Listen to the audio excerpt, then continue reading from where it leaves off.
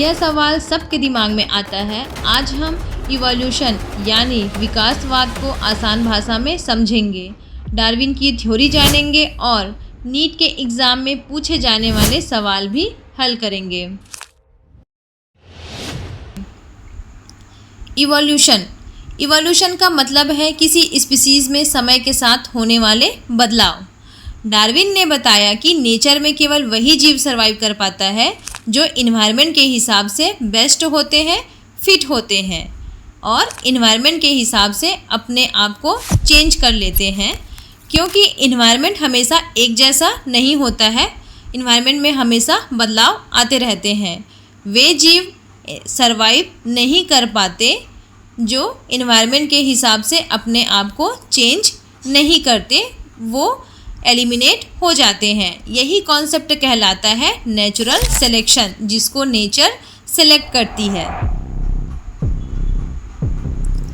Evolution को समझाने के लिए दो थ्योरीज बहुत ही फेमस हैं, लैमार्क की थ्योरी और डार्विन की थ्योरी। लैमार्क की थ्योरी कहती है कि जिराफ ने अपनी गर्दन पेड़ों की ऊंची पत्तियां खाने के लिए खींच कर लंबी कर ली। कहने का मतलब है कि उस टाइम पे छोटी गर्दन वाले जिराफ भी प्रेजेंट थे।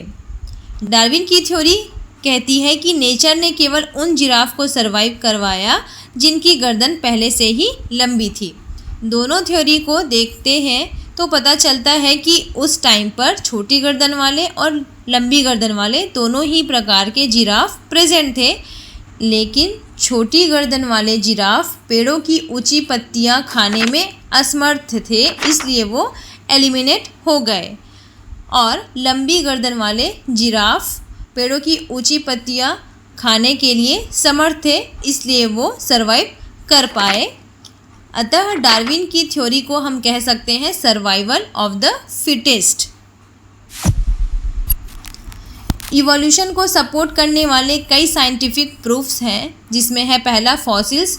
पुराने जीवों के अवशेष बताते हैं कि स्पीसीज धीरे धीरे बदलती है, अचानक से नहीं बदलती। दूसरा है होमोलॉगस ऑर्गन।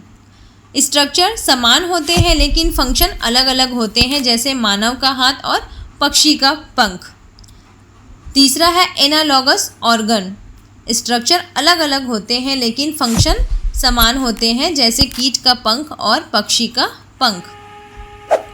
अब करते हैं कुछ इम्पॉर्टेंट एमसीक्यूज जो नीट में बार बार पूछे जाते हैं।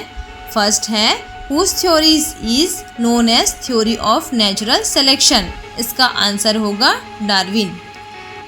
सेकेंड, बर्ड का विंग और ह्यूमन का आर्म किसका एग्जाम्पल है। इसका सही आंसर होगा होमोलॉगस ऑर्गन।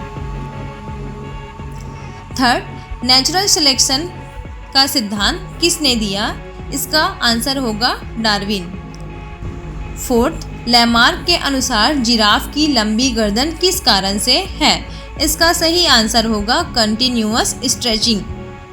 नेक्स्ट, पक्षी का पंख और मानव का हाथ किसका उदाहरण है। इसका आंसर होगा होमोलॉगस ऑर्गन। नेक्स्ट, इवोल्यूशन में सर्वाइवल ऑफ द फिटेस्ट का मतलब क्या है। आंसर होगा बेस्ट एडेप्टेड ऑर्गेनिज्म सर्वाइव्स।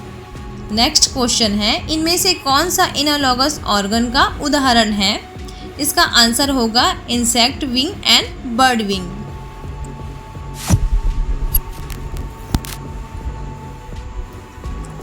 क्या आप जानते हैं कि इवोल्यूशन आज भी हो रहा है।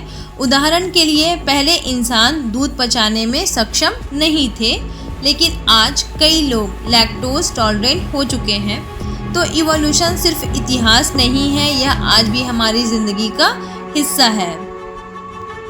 तो दोस्तों, आज हमने इवोल्यूशन और डार्विन की थ्योरी को समझा। अगर वीडियो पसंद आया हो तो लाइक, शेयर और सब्सक्राइब करें। कमेंट में बताइए क्या इंसान आज भी इवॉल्व